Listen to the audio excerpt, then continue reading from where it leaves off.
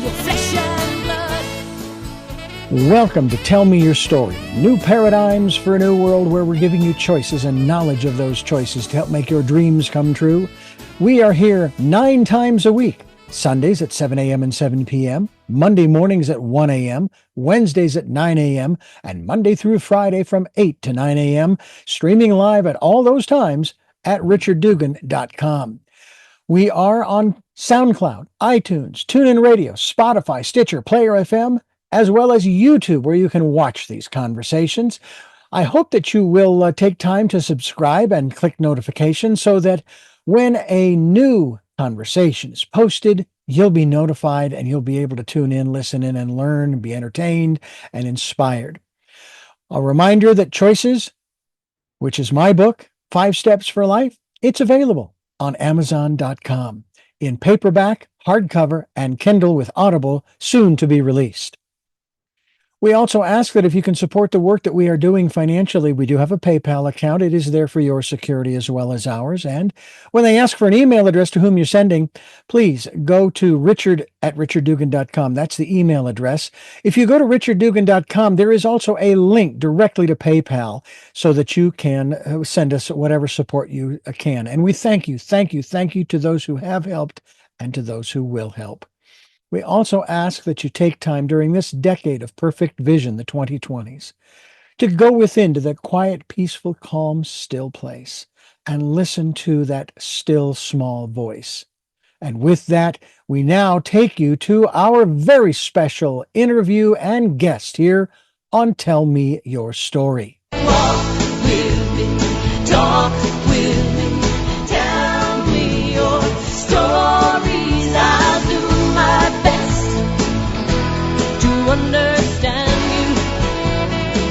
Oh. And welcome to our program. I'm Richard Dugan, and I thank you for joining us for Walk With Me, Talk With Me. The program is called Tell Me Your Story, providing you choices, providing you knowledge. My guest today is a longtime good friend, and we have stayed in touch over the years. He is a Vedic astrologer. Now, the program isn't going to focus specifically on these types of subjects. We're going to have a lot of different types of materials and guests and subject matter as we provide you choices and knowledge that you can use to move forward in your life. My guest is the author of Astrology for Life, How to Be Your Own Vedic Astrologer, and his name is David Hawthorn. David, it's great to have you on the program, and for the first time in a long time, actually live on the radio, talking about a lot of these different things. Good to have you here. Well, thank you very much, Richard, for having me as a guest. I've always enjoyed working with you in the past on your various radio shows, so it's great to be back with you. Well, we have a lot of sort of ground to cover, so to speak, to bring people up to speed on not only what Vedic astrology is, but also what David Hawthorn is all about, and how you became an astrologer. We'll define Vedic astrology in just a few moments, because just as at the outset, it's not what you think it is, folks. You need to be aware that it is not quite what you're thinking of as the typical astrological predictions and those types of things that you would get. How did you become a Vedic astrologer, let alone astrologer? And I see most astrologers, I don't know why, women, but there are more and more men getting involved in this particular area of metaphysics and so forth. Well, let's see, the way I got involved was just, and I consider myself the accidental astrologer. I did not set out to be a professional astrologer. But, life happens, and you just take it as it comes, and, one thing leads to another. But your show is called Tell Me Your Story, so I'll give you a brief background. But I was born and raised in San Francisco, and I was part of the 60s generation, and I actually lived in Haight-Ashbury and had friends like Janis Joplin, and I knew Alan Watts and Ginsberg and Timothy Leary and all these great bands that played in those days. I'm still friends with Charlie Musselwhite and other musicians from those days. So that was kind of so I did have a little bit of an esoteric, progressive, liberal background, as it were. But somewhere along the line, I realized that I needed to to get serious with life, and I ended up getting married and settled down and went back, and I actually went into advertising marketing and went to work for an advertising agency back east. And at some point, in the hectic lifestyle, I heard about a practice of meditation. So I went to a lecture on meditation, and I learned meditation, and I really thought I would meditate for probably a few weeks or a few months. I've been meditating now for 34 years, and during the course of the meditation, I began to look into Indian culture, like Ayurveda, which is Indian healthcare, and Sanskrit, and our family actually lives here in a little community in the Midwest called Fairfield, Iowa, where there are 2,000 families practicing meditation, and we moved here. The university here has the whole faculty practices meditation. The students and faculty are meditators. We have a lot of vegetarian and Indian food restaurants here in town. And it's a very creative, eclectic town. There's a lot of musicians and artists, and it's a very creative community, akin to the kinds of things we had in Sausalito and Haight-Ashbury in the old days, but not without the hippiedom element, as it were. Mm-hmm. But anyways, 30-some-odd years ago, I had a Western astrology reading, and I loved it. I thought, this woman is brilliant. Astrology has some value. I wanted to learn it for myself, but I just felt it was too complicated. And then 20 years ago, I had a Vedic astrology reading, and I was so impressed with the knowledge that I thought, I need to know this for myself. I need to know this for my wife and my children. I need to know this finer level, this deeper level of knowledge about how these planets are operating in my life and when they're operating and what are the remedial measures for my life. So I began studying 20 years ago, and the first 10 years I just did classical training. I went through 108 books on Vedic astrology and 2,000 hours of course materials on audio tapes and videotapes. But then 10 years ago I found a professor on the Internet in India, and I just thought this guy was just so brilliant, and I began to study with him, and I studied for a number of years. I went on to receive my master's degree and my professorship in Vedic astrology from India, and we've developed an organization. We have the International Institute of Predictive Astrology. We have 700 Vedic astrologers worldwide in our organization. I'm the president of that organization, and I've co-authored a book with my professor called Astrology for Life, How to Be Your Own Vedic Astrologer. So that's kind of my beginning, and if you'd like, I can describe a little bit about Vedic astrology. Well, and we want to definitely go into that. I want to let our listeners know that our guest, the author of Astrology for Life, David Hawthorn, is going to, I think the way you phrased it, David, is you're going to become the 32nd astrologer, utilizing information that, some basic information from the individuals to provide them with some basic information, and obviously the chart that is created through this method of Vedic astrology is not something that is predicting your future, and it's not calling the shots per se, saying this is going to happen, that's going to happen. Basically what David will do is give you a very cursory, we'll call it a roadmap, that's going to give you some of the potential twists and turns, the potential weather conditions and atmospheric and even geological conditions along that particular path of your life. That, if I'm remembering from our previous interviews, David, those conditions, even if we were to take the same, and this is the interesting thing about Vedic astrology, you basically can take and create a single chart for an individual's life that's good for their lifetime. It's not something that's redone over and over again. Am I remembering correctly? Oh, absolutely. Now, what we say is that the horoscope is, which is a reflection of where the planets were at the time of your birth, does set up what we call karmas for this lifetime. Now, all of your karma does not manifest all at once unless you die at birth. If you survive birth, then karma is handed out over time, and so we have the timing of that karma. We know we have the hands on the clock. We can see the past, present, and future general trends. So we do have this roadmap, and I usually, when I talk to my clients, I talk about three things. I say, this is the truth about how the planets are truly operating in your life, and this is when they are operating in your life, and these are the remedial measures. Now, my contention is that everything in the horoscope is destiny and will come to pass.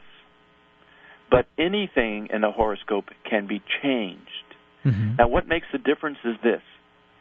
If you're not aware of your horoscope, if you don't know your destiny, this is what comes to pass. If you have problems in your horoscope, there's multiple marriages, multiple health problems, multiple financial problems, multiple emotional problems. And so we're walking around in this darkness. We don't have this awareness of our horoscope. In India, the word for Vedic astrology is Jyotisha, and it means the divine science of light and time. Now, I love those words, divine, divinity, science, logic, mathematics, and it's the study of light and time. So when we shed light on the horoscope, when we shed light on darkness, then the suffering and darkness recede. Then we can have some progress in our life. So we have to have, but progress comes from awareness. If we're not aware of where the draft is coming from, we're always going to have a draft. If we don't know which tire is low on air on our bus of life, we're going down the highway of life, ka-thump, ka-thump, ka-thump, relative to that planet's signification. And the whole thing is just so logical. It has nothing to do with psychic ability, channeling, reading auras, talking to dead people. It's simply mathematics. We know that the sun represents father, moon represents mother, Venus represents wife, Jupiter represents husband. If there are afflictions or debilitation or combustions or problems with these planets, then the person is going to have some swimming against the stream relative to those significations. Now, I do want to mention, and you're well aware of this, is that we are using Vedic astrology from India, which is thousands of years old. We are not using Western astrology, and we are not using the tropical zodiac. We are using sidereal zodiac. Now, there's a lot of similarity. We do use the Sun, Moon, Mars, Mercury, Jupiter, Venus, and Saturn.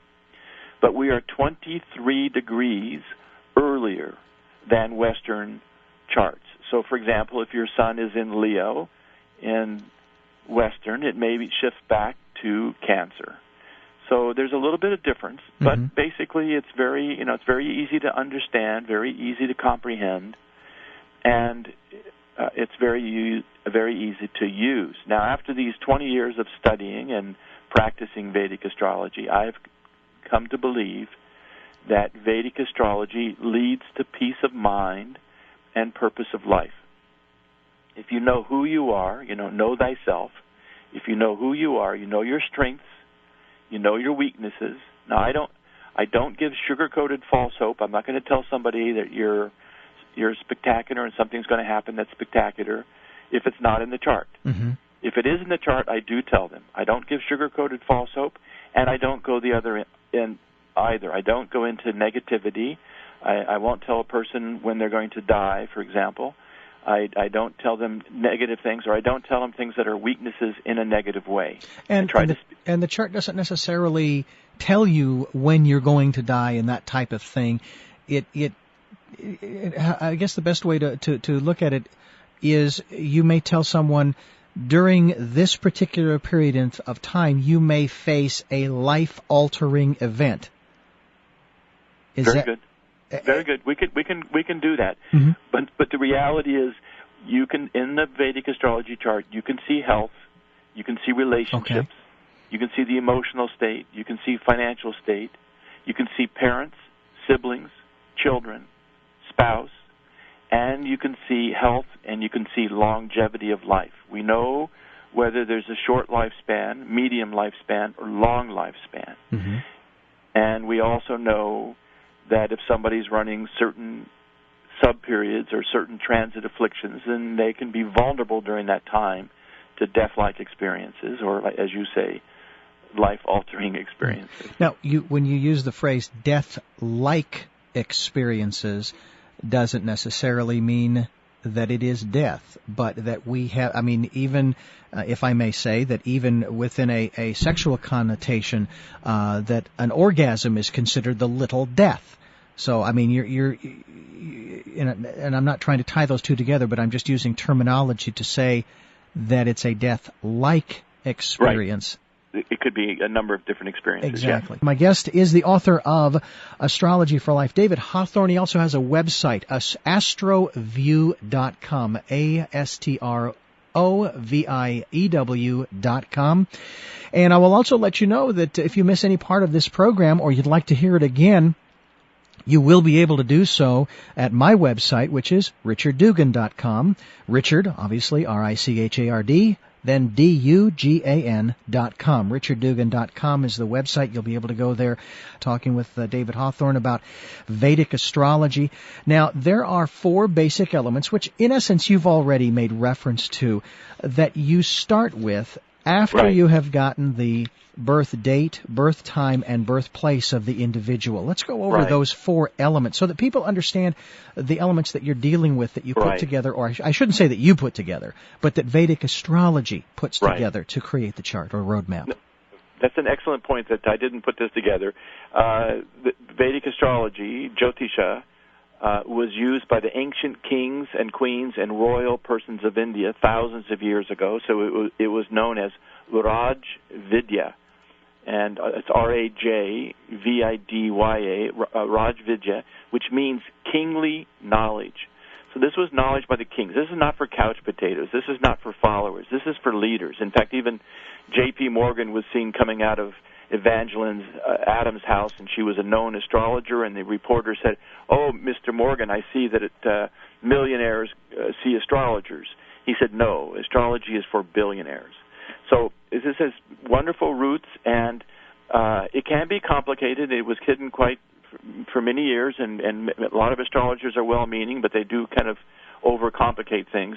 My professor in India taught me that that the whole chart is built on 4 elements, and the 4 elements are the 12 houses of life, and the 12 houses of life rule every single issue. If you ask me about older siblings, I go to the 11th house. Younger siblings, I go to the 3rd house.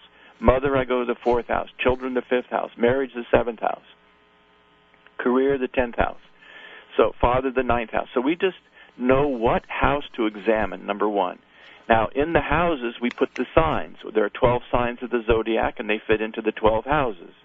We put whatever sign was rising at the time of your birth, your ascendant, we put that in the 1st house. But the 12 signs explain to us the different personalities.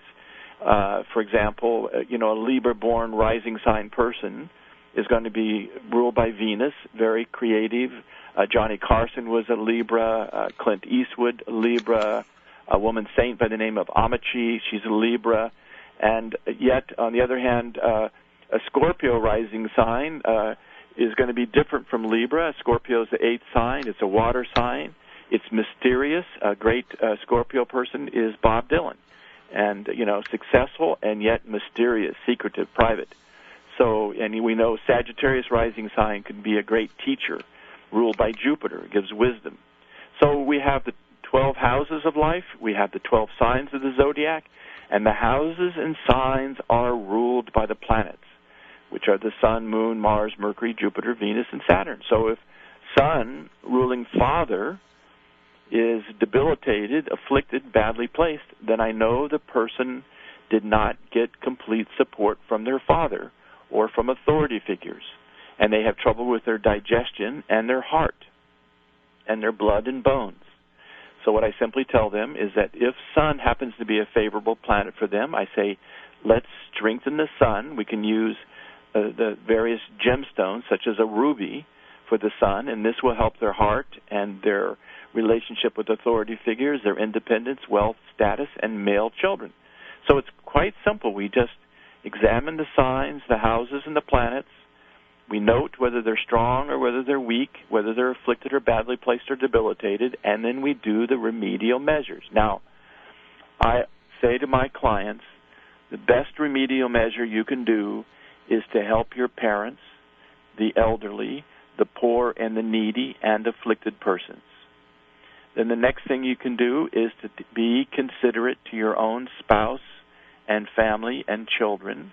And that means in every thought, every word, every action, we are considerate, whether we are with them or not with them. All problems in relationships come about because somebody is being inconsiderate. So if we exercise consideration, and the other knowledge that I've learned from this is that sun is father, moon is mother. Therefore, sun is husband, moon is wife. Now, when the sun shines his light on the moon, she is bright. When the husband takes his light away from his wife, she becomes dark. So men don't understand why their wives become dark. They become dark because the husband is no longer putting his light on his wife. So the role of the man is to nourish his wife and his children with his light. Then she is bright. So the best way to do that is to be considerate to your spouse. So this knowledge really spills over into so many areas of life where we can really use this knowledge and benefit from it. So those were the first three elements, the houses, the signs, the planets. And the fourth element is simply the hands on the clock, what we call the planetary periods. And this can explain why somebody can rise high in life, like Richard Nixon or O.J. Simpson, only to fall from grace, is because the hands on the clock changed. They went from a very positive time to a time that was less than ideal. Had this knowledge, it would have changed destiny. For example, if I had been Princess Diana's astrologer, when she married, I would have told her, no, wait one more year. She married at the tail end of an 18-year cycle, the final year, that was a year of change and letting go. It was not an ideal time to marry. 1 year later would have been better for her. So if we have this knowledge, we can use this to our advantage. So those are the four elements: houses, signs, planets, and planetary periods. And again, as we begin the process of evaluating and putting together these four elements in creating the chart, the Vedic astrological chart, again, it gives us a basic roadmap of the things that we'll be traveling along. It's kind of like driving at night with or without the headlights. And I'd much rather drive with the headlights on, and preferably even in the sunlight if we could get that going as well, and be able to see the twists and turns and the hazards and the other vehicles coming and animals crossing the road and potholes and changes that we wouldn't see without the light. So this is the reason why Tell Me Your Story is here to provide you and give you choices and give you knowledge to help you to move forward in your life to accomplish and achieve those things that you've so long desired to do. This is one of the things that I have so long desired to do, have been doing it for many years, and that is conducting these interviews and providing the opportunity for people like David Hawthorn, author of Astrology for Life, to help you and show you how that you can basically become your own Vedic astrologer, which, David, in one sense seems a little counterproductive for you in as much as, well, but if everybody else becomes a Vedic astrologer, where's the work for David? Oh, there's 6 billion people on Earth, and they all need an astrologer. I have plenty of business. That's not a problem. But the couple of things I want to say, and I love the fact that you are pursuing your heart's desires, and it's important for people to know that participation in one's own self-interests makes one lively, alert, and healthy. Mm-hmm. So the real goal in life is to have this independence. There's a wonderful book called the Yoga Sutras of Maharishi Patanjali. It's an old classical book on philosophy. Third chapter in the book was about the cities of the powers, like Siddhartha, the powers. But the fourth chapter, the final chapter, is called Kaivalya, which means absolute independence. And what everyone in life really wants is independence. Nobody wants to be in a bad marriage. Nobody wants to work for a bad boss. Nobody wants to be in prison. Nobody wants to be in a negative situation. People really want to be able to express themselves and to be their own self. Now, the thing that Vedic astrology has helped me do, the first 10 years I was just studying it and enjoying it and learning, But the last 10 years, when I started to use the remedies in my own life, I found that they did contribute to my peace of mind, my purpose of life. They helped me move some mountains. And the other thing is that karma is always going to come. But the question is, do we want to have big karma or little karma? In other words, do we want to have a major accident that takes our life, or do we want to have a small, stub your toe kind of accident? So using this knowledge, now in my own life, in the life of my wife and children and clients, I've seen this over the last 10 years in a very significant degree, is that we do put air in our tires, and we do get to roll down the highway of life more smoothly. And the last 7, 8, 9 years have been just so sweet in my own life in terms of progress, in terms of happiness, in terms of fulfillment. Marriage has blossomed. My 3 children have blossomed. Both of my businesses are doing well. So I'm probably one of the happiest guys on planet Earth. I'm very content. I'm very happy. Life is effortless, totally effortless. And that's the way it should be for everyone. I don't feel like I'm swimming against the stream. I feel like my suffering has receded. I remember 34 years ago seeing a poster with Maharishi, and on that poster it said, "Life need not be suffering." And I thought, what is he talking about? Because 90% of my life in those days seemed to be struggle, whether at work or relationships or finances or what have you. And now, 34 years later, I can say, he's right. Suffering can recede. We can live this peace. We can have this inner fulfillment, this outer fulfillment, and you can use whatever you want to contribute to that, whether it's exercise or meditation or yoga or religion or spiritual practices, or maybe just being successful in business and successful in life, having a beautiful home, having a beautiful car, belonging to the country club, having some wealth.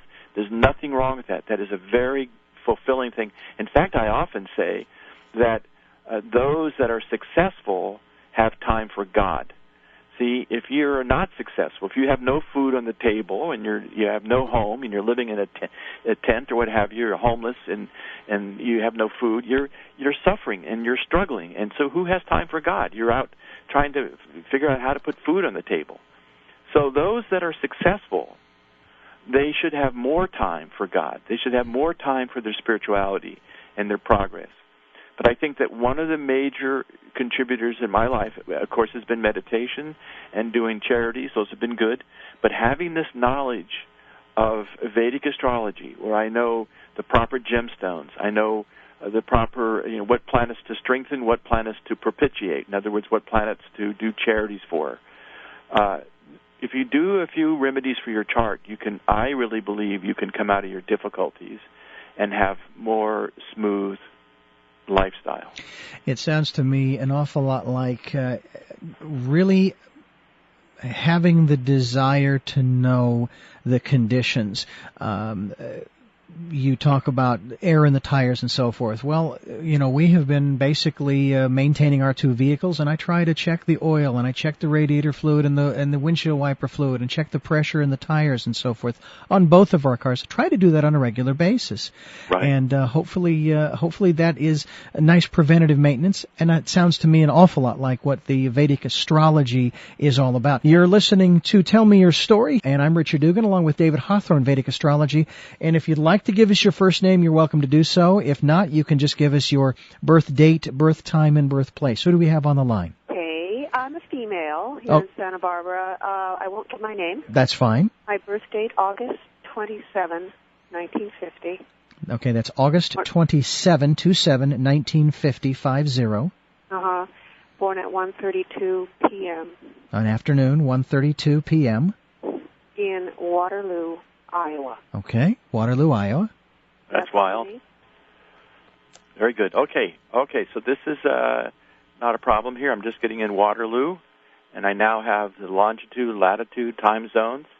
And what we say, your Vedic astrology chart, we read from the rising sign. The 8th sign was rising at the time of your birth, which is a Scorpio rising sign, and this is a water sign. It's a sign of intuition and creativity. Again, Bob Dylan is a Scorpio. John Kerry, who ran for president, is Scorpio rising sign. We say the most favorable planets for your particular rising sign include Sun, Moon, Mercury, Jupiter, and Saturn.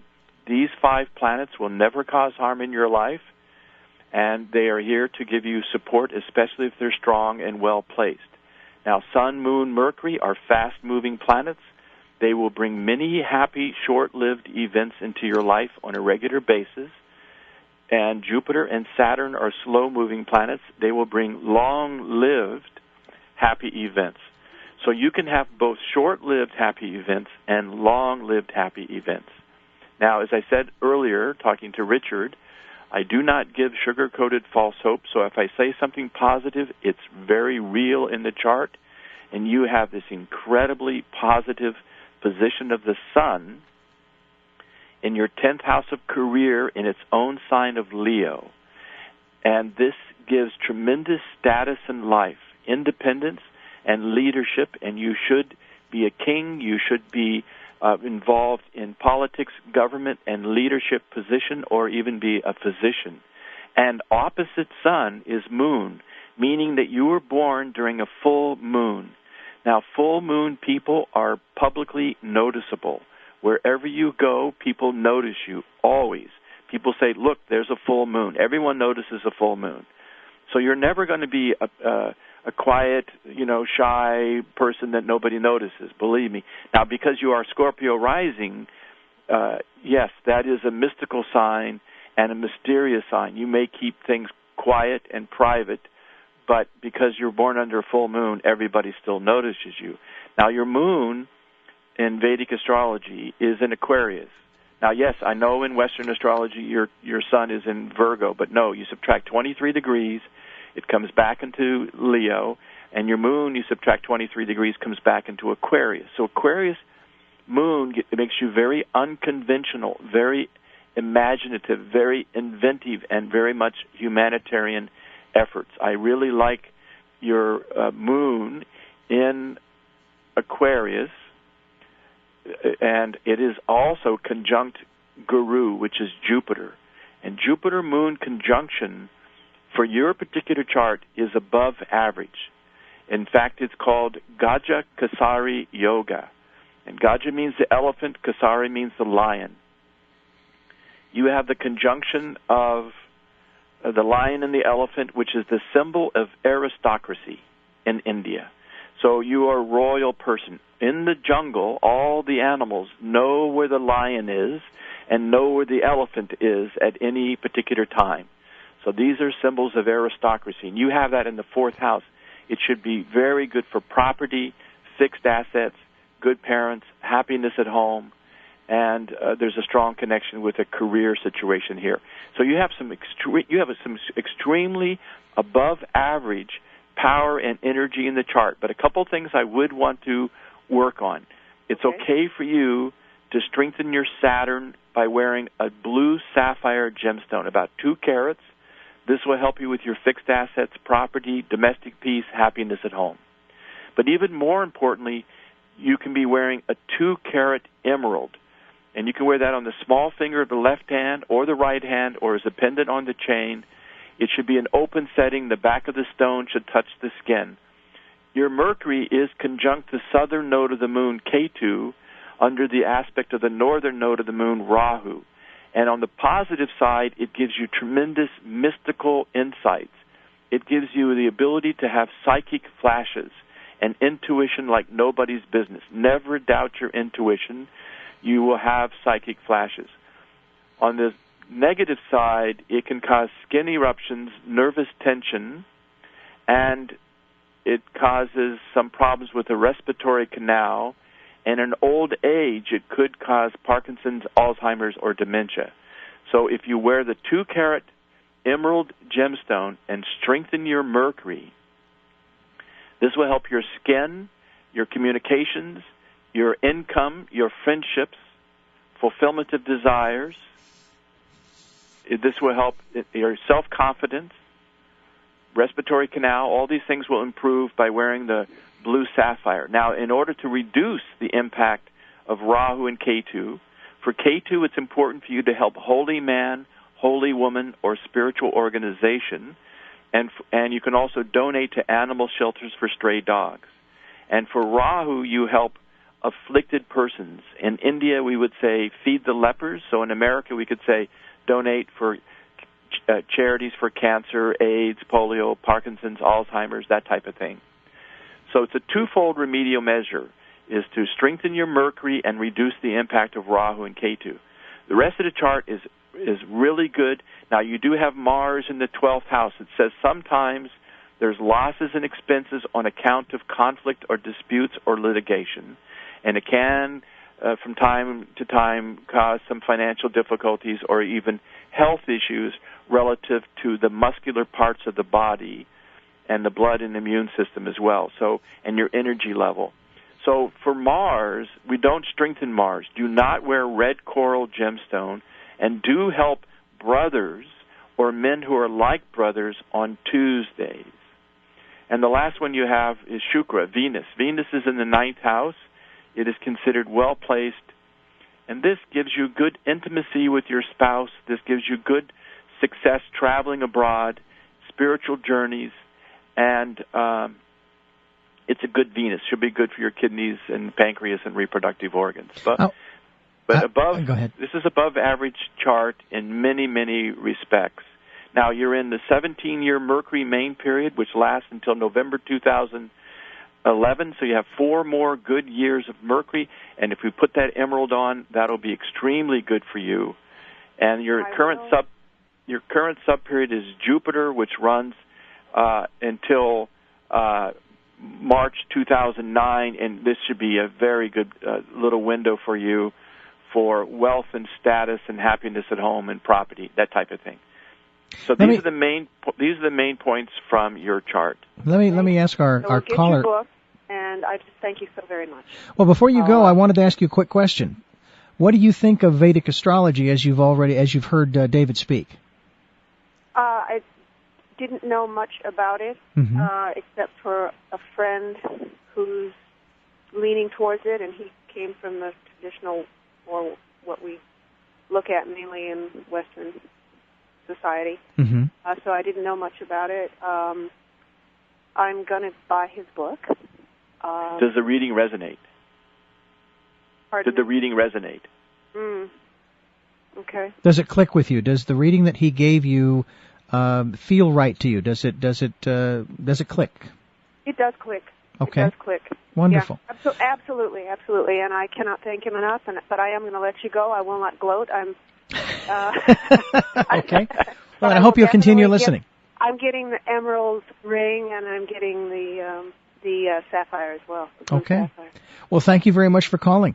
Thank you. God bless you. All right. Thank you. Bye-bye. This is Tell Me Your Story. I'm Richard Dugan, your host, and my guest is David Hawthorn. Doctor's fine. You do have a PhD, so I guess I can refer to you as doctor. He's the author of Astrology for Life, and we're going to go to our next caller. And what is your birth date, birth time, and birthplace? And we'll need to move through these a little more quickly if we can, David, so that we can keep getting the folks covered here. Okay. You ready for me? Go ahead. Yes. Birth date, August 27th, 1939. Born in Los Angeles at 11:07 a.m. Wonderful. Well, I thought so. Okay, August 27th, 1939, 11:07 a.m. Correct? Yes. Okay, good. So this gives the Libra rising sign, air sign ruled by Venus. And Venus has gone into the 11th house of Leo. So you're very independent, and you have the ability to fulfill your desires and to generate income and to generate friendships. You have a wonderful 11th house. You have Sun and Venus in the 11th house. This gives friendships with people in high positions, friendships with people in the arts, the fine arts, performing arts, and healing arts. And you have a tremendous ability to fulfill your desires, and you will always gain income through a royal and artistic pursuit in life. For your chart, Sun, Moon, Venus, Jupiter, Saturn, and Mars are the favorable planets. These can and should be strengthened if necessary. You have a great Sun and great Venus. They don't require strengthening measures. You can wear a red coral gemstone to help your marriage, relationships, property, fixed assets. Because Moon is in your fourth house, it's okay for you to work out of your home. You have a wonderful Moon in this chart. Jupiter, ruling the third house, has gone into the sixth house. It's good for you to wear a yellow sapphire gemstone to strengthen your liver and gallbladder and hips, which are vulnerable to replacement. So yellow sapphire gemstone is very good. And exercise a lot of patience before you speak. Some people will misunderstand you, take it the wrong way, and it will create conflict. So just think duct tape. In other words, put duct tape over before you talk, because you're a very bright, intelligent, creative, courageous person. But other people may not take it the right way if you're not careful. It sounds like it resonates for her, too.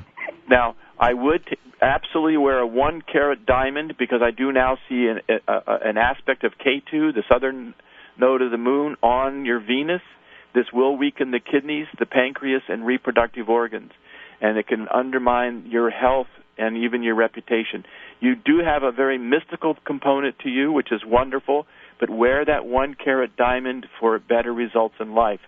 Now, do not ever wear an emerald gemstone. There has been some affliction of Mercury in your house of career and your house of home life or happiness at home. This can bring losses and expenses or separations. So do not wear an emerald. Remove an emerald, sell them, give them away. Don't wear emeralds.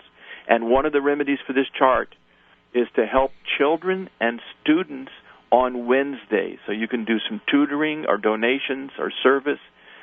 You want to do the twofold remedies. Also, the blue sapphire gemstone, 2-carat blue sapphire gemstone, is necessary. There's some weakness of your teeth, neck, back, spine, knees, joints, and ankles.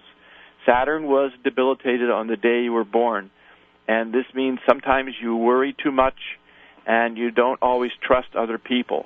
So wear that blue sapphire gemstone, and this will help a lot. I will tell you that my wife, who is in studio with me today, was told by David about 5 or 6 years ago not to wear red, and hasn't worn red ever since, and feels just fine. Thank you very much. So it's not an unusual request, and it's not a real problem. And I thank you for calling. By the way, how does his reading resonate with you? It is so right on. I'm speechless. Well, I certainly hope that you will maybe check out his website, astroview.com. Check out our website as well, richarddugan.com. This interview will be available there, and his book, Astrology for Life. And I thank you very much for calling. Thank you so much. You bet, and keep listening. I will do that. Bye-bye. Let's go to our last caller who has a birth date, birth time, and birthplace for us. Go ahead. Hi, my name is Dominique, and my birthday is August 19th, 1981. I was born at 2:41 a.m. in Los Angeles. Another early riser. Very good. August 19th, 1981, 2:41 a.m., Los Angeles, California. So this gives the Gemini rising sign, and ruled by Mercury. Bill Gates, by the way, is a Gemini rising, so Gemini risings can do very well. It is an air sign, so they're intelligent, intellectual people. I suspect you have a large phone bill because Geminis, right? Geminis like to talk. And so what happens is that Gemini is called the twins, so male, female in one body. You're both. And the wholeness of having two people inside you says that sometimes marriage comes later because you're not so much interested in that thing. You're more interested in life and social life. Mercury ruling your chart has gone into the third house, so you're fiercely independent. You want to do things your own way. And you have Mercury and Sun conjunction, which is quite favorable for your chart. It's okay for you to wear an emerald gemstone. It's okay for you to wear a ruby gemstone.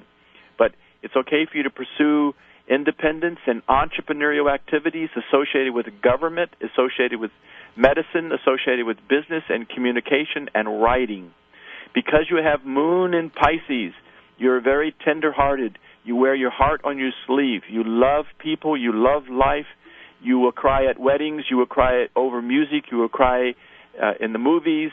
You have an empathetic nervous system. You can walk into a room and you know what everybody else is feeling. Does that make sense to you? Yes, it does. Okay. So Moon in Pisces is very, very good for you.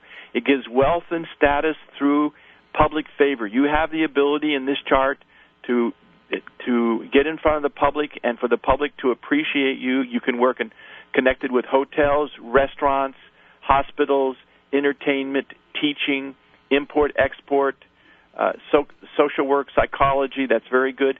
The one gemstone that's absolutely critical for this chart, absolutely necessary, is a 1-carat diamond gemstone, where you can wear that on the ring finger of the left or right hand or as a pendant on a chain.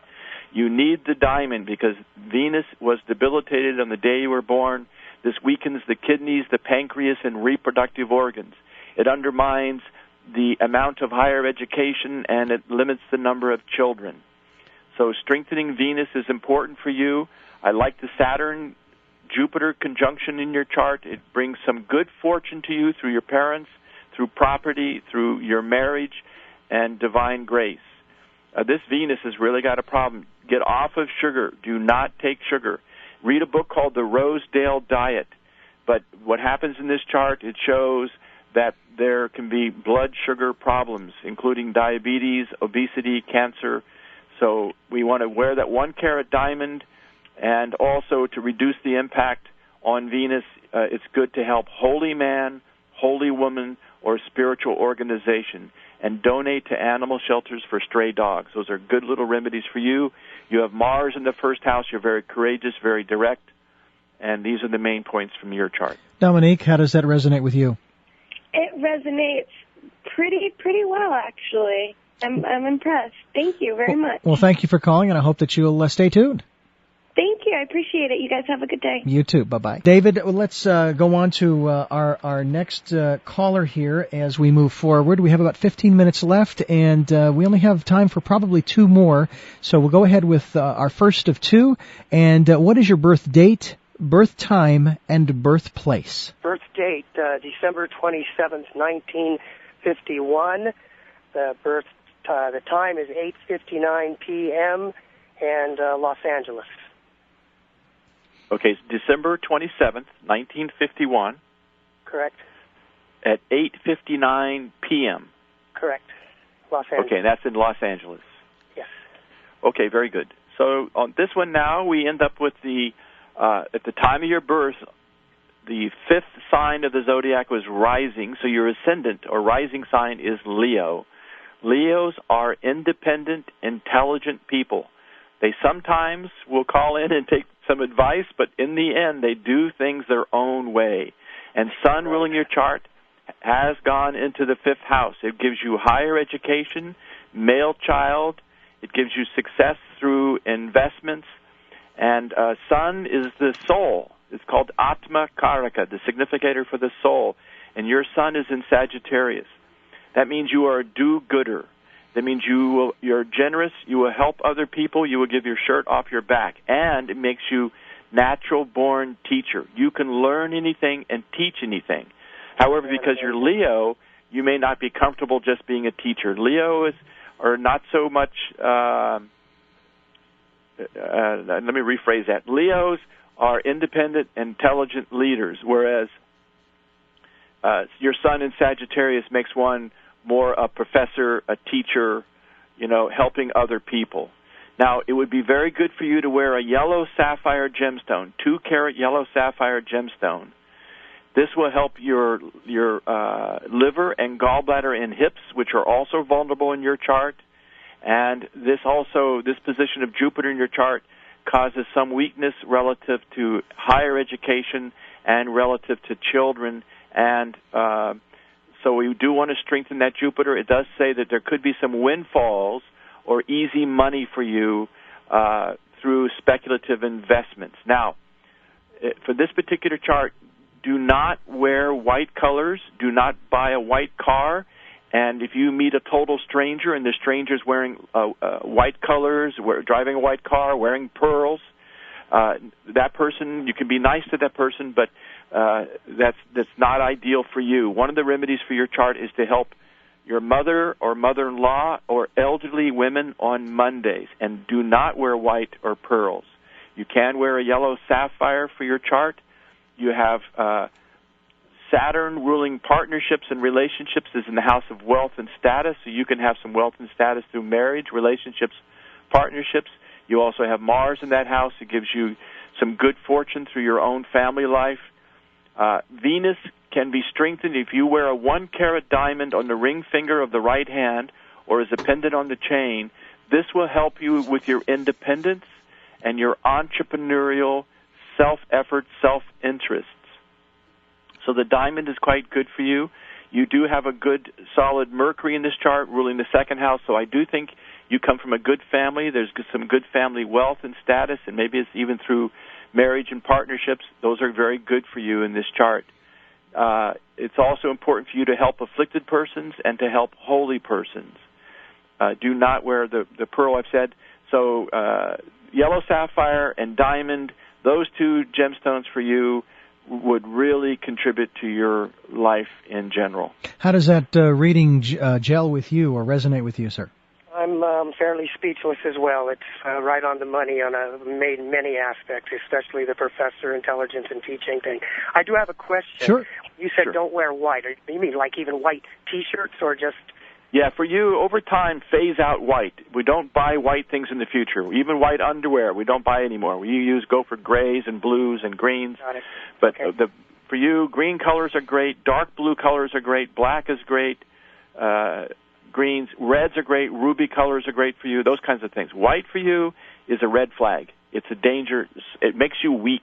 And what happens because Moon rules your 12th house, it makes you touchy, sensitive over time. It brings lightweight, short-lived problems on a regular basis. So if somebody calls you up and says, look, I got a bone to pick with you, I got a problem with you, you say, fine, let's meet tomorrow. Because if it's caused by the moon, it'll be gone tomorrow. And you go meet that person, they go, oh, I'm sorry, that problem got solved last night.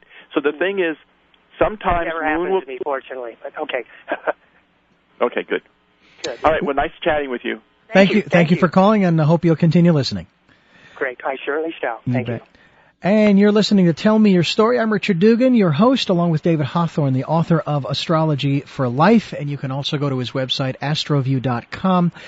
And you're listening to Tell Me Your Story. I'm Richard Dugan, along with David Hawthorn, and we are fast approaching the end of our program. It's amazing how fast an hour goes by, David. And every time we get together, it's just absolutely amazing. Things go by so quickly. I do want to give out some information, and those of you who would like to get in touch with David can go through astroview.com. Can they use your email address at Astroview, David? David at astroview.com. Okay, and that's that simple. And if they want to call me, I'm in southeast Iowa, and my phone number is area code 641-472-3799. And again, nothing fancy, just my number. There you go, 641-472-3799. And that's right. David Hawthorn. He is the author of Astrology for Life. Has a website, astroview.com, where you can look at all of the various elements that make up Vedic astrology. Get more information if you were one of the 4 folks who were on today and said, boy, that was amazing. I need to find out more about this. And David, would you say that there are some folks who, no matter how much information you provide them from their chart, they still remain extremely skeptical, or do they sort of kind of turn a little bit more and become more accepting of what it is that you have to offer? Well, that's a good point. And first off, if people are skeptical to begin with, then that's fine. I honor that skepticism, and those people don't usually call me anyways. But I've done some readings for people who have had me do a reading for their son or their husband or their spouse or something, and I do things by I send audio files to people, and then that skeptical person will actually hear it through their spouse or their parent or something, and they'll come around. They'll say, yeah, well, wow, this is different than what I thought it was, and it is relevant, and it's accurate, and it's helpful. Now you can take a look at a person's chart, and for a particular period in time, are you able to take a look and go down with a microscope and say, okay, for the next year or 2 or 3, here are the conditions on the roadmap of your life that you need to be aware of? Absolutely. So let's just say my wife and I moved here in May of 2006. The real irony is, folks, that it's better to call David and get information of events that are upcoming rather than after the fact, because you may not be real thrilled with the results or the answers that you get, because again, David does not sugarcoat your chart in any way, shape, or form. But we've been very fortunate that our intuition has helped us move forward, and here we are almost a year and a half later doing a radio program, and so apparently the timing for us wasn't too bad. And our timing here on the program is just about over, but I thank you again for joining us. And let me remind our listeners one more time, David, they can get in hold of you through david@astroview.com. They can call you at 641-472-3799. They can also go to your website, astroview.com. They can go to our website, richarddugan.com. They can get more information. Go to the website, check out the basic information about upcoming programs. David Hawthorn, thanks very much for joining us. Thank you for having me. I'm Richard Dugan. David, stay on the line. I'm Richard Dugan. Thank you very much for joining us again. Check out richarddugan.com and email me at richard@richarddugan.com.